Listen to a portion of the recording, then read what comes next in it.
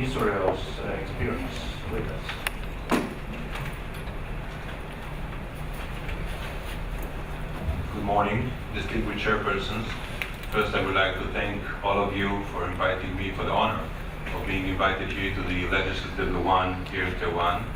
And as you said, Mr. Chairman, I would like to share with you the experience that we in Israel had in implementing a new organ transplantation law, which actually stemmed from the experience that we had, as you'll hear in a minute, from the use of organs from executed prisoners in China by Israeli patients, which actually initiated my involvement in all this.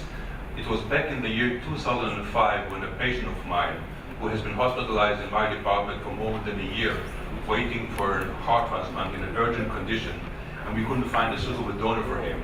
So one day he approached me and told me, Professor Lavee, I'm fed up with continuing waiting for a suitable organ donor here. And I was told by my insurance company that I should go to China in 3 weeks' time to get a heart transplantation. So I looked at him and asked him, are you aware of what you're telling me? How can they tell you to come to China and get an organ and a heart transplant on a specific date? This means that somebody has to die on a specific date. And he told me I didn't bother to inquire. This is what they told me and this is what I'm going to do. And this patient actually went to China and got his heart transplantation exactly on the same date that he was promised ahead of time. One of the major reasons for the low organ donation in Israel has always been a generous reimbursement of transplant operations performed on Israelis anywhere around the globe, irrespective of the legality of these transplant operations. 其中第一个原因就是以色列的人民无论是在世界上哪个地方进行移植手术，无论这个移植手术或是器官来源是否合法，其实在以色列的保险公司都会提供理赔支付，也就是支付他的这个医疗费用。So if you go back to my story, for years I've heard stories from my colleagues, the kidney transplant physicians, who told me that hundreds of Israelis used to go to China to get a kidney.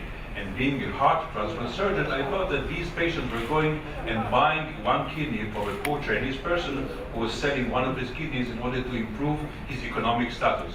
Not that this is legal, but this is what I thought. My patient was the first Israeli who went to China to get a heart on a pre-specified date, and this was a totally different story, which made me start researching the topic. Details of the Chinese practice since the 1980s, whereby the source of most of transplanted organs are executed prisoners, and later on, based on the extensive research by David Mathis and David Kilgore, the Bloody Harvest report, also organ harvested from prisoners of conscience, mainly Falun Gong practitioners. These are the main source of organs for transplantation in China. So what I've done in Israel is starting to raise public awareness by publishing papers both in medical journals and in the national media, alerting the public about the atrocities that are being done with the aid of Israeli patients, with the aid of the Israeli money, by the reimbursement of these operations, and the called upon the Israeli authorities to stop reimbursing immediately all transplant operations which are performed in China, or for that matter anywhere else in the world where transplant operations are performed illegally and are considered to be as a crime against humanity, which I helped raise. We worked together with our members of parliament, and on March 31st, 2008, the parliament, Israeli parliament, has legislated the new organ transplantation law. 经过这样子在媒体上面的呼吁之后，终于我们可以跟立法单位合作，也在2008年3月31号的时候，成功的立法产生了新的这个以色列的器官移植法。The Israeli law specifically defines organ trade as an illegal act and calls upon the immediate stopping of a person should not receive any compensation for a transplanted organ, a person should not give any compensation, and most importantly, and this is the main target of the Israeli law, a person should not act directly or indirectly as a middleman, as a broker between an organ donor and an organ recipient. The law continues and states that anyone who is doing about these deeds will be sentenced to 3 years in jail and a large penalty. And most importantly, the law applies whether the organ procurement or transplant has been performed within Israel or outside Israel, thereby illegalizing organ trade anywhere around the globe. It should be clear that the Israeli law still provides the opportunity of organ transplant of Israeli which are performed abroad to be reimbursed as long as one, the procurement and transplant of the organs are performed according to the law in this country, and two, that the orders against organ trade are according to the Israeli law are kept. So immediately after the legislation of this law, rules have been set up for all Israeli medical insurance companies, both private and national, to stop immediately reimbursing transplant in China. And since 2008, not a single Israeli patient went to China to get an organ. However, as you are just about to start thinking or legislating your own Taiwanese law of organ transplant, it is very important that you take example of what we have done in the Israeli law, not only in closing the door to China like I've just mentioned, but also opening the opportunity for those patients who need organs to get more organs within Israel. So without going into any further details, I would just mention that the Israeli law incentivizes organ donation after death by prioritizing candidates who have been registered as organ donors at least 3 years before becoming candidates. 所以在以色列，我们提供大家的表达就是愿意来在死后呢捐赠器官这样子的意愿。我们的做法呢就是提供器官捐赠在受赠的时候的优先权。只要一个人呢他表达愿意死后捐赠器官的意愿，登记超过3年以上的话，他们如果需要器官捐赠的需要这个受赠器官的时候，他们有优先权可以取得受赠器官。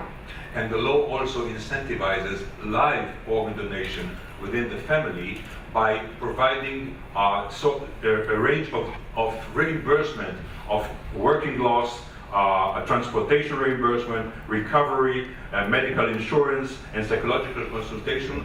All these are provided to live donors in order to increase live organ donation.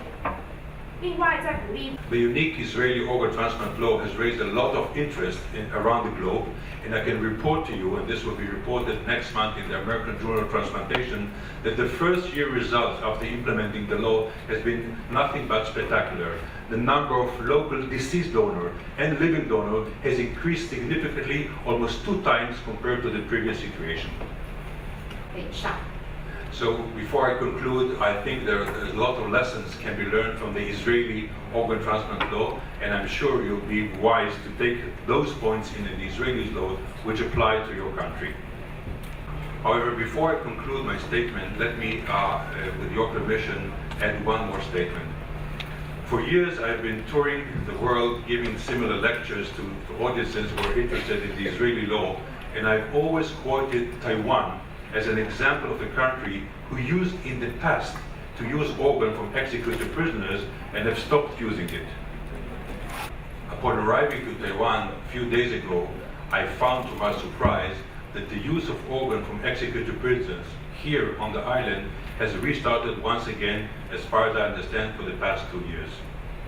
As a member of the Doctors Against Forced Organ Harvesting organization, and as Israel representative in the Declaration of Istanbul Custodian Group, I call upon you, legislative, to stop immediately the use of organs from executed prisoners in this island. I think that as you are about to make efforts to stop the sending of your patient, Taiwanese patient, to China in order to prevent them from using organs from executed prisoners over there in mainland China, your duty, as far as I most humbly believe, is first of all to show an example to China how things should be done according to international standards, and therefore I think that the banning of use of organ transplant from executed prisoners, as Professor Tsai, for example, we met him yesterday, has called upon in a very ethical paper which he published a year ago, this should be implemented here by the legislative one. And I thank you for your kind attention. Thank you. 谢谢大家。 Thank you very much, Dr. Jacob Lavee. Next, I'd like to invite Dr. Shree from US.